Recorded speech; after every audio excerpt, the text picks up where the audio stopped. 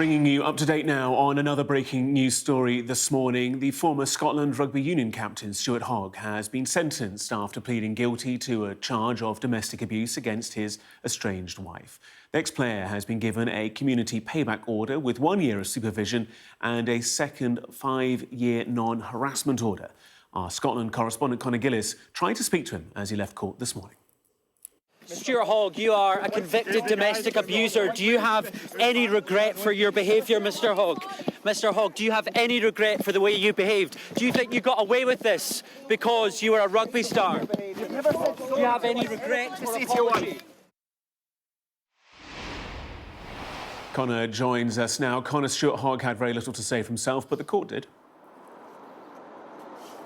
That's very true. This is a dramatic fall from grace for the one-time poster boy of Scottish rugby, the now shamed former Scotland Rugby Union captain and man who now plays for a French side. And that clearly was his public profile, but it was his private life that led him to this court, that led him to the diminished character that he now is. A man who admitted domestic abuse against his now former wife Gillian Hogg, and an insight into the behaviour that he carried out over a period of a number of years, from 2019 right the way up until 2024.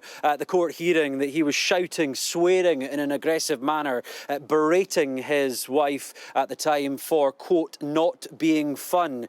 He was tracking her movements on an app.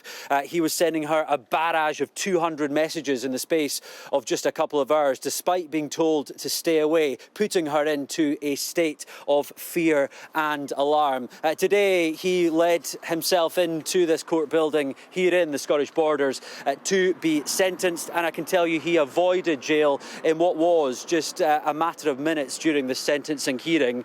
He will have to do what's known as a community payback order, essentially community service, for a period of 1 year.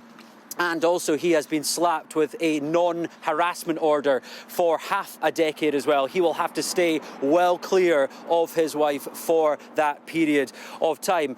The question now is, now that the court proceedings are essentially out of the way, this is a man, a sports star, a former sports star, who was given one of the most top honours in the UK. He was awarded an MBE for his services to sport in recent years. Will there now be questions over whether that should be stripped at a time now as he is a convicted domestic abuser?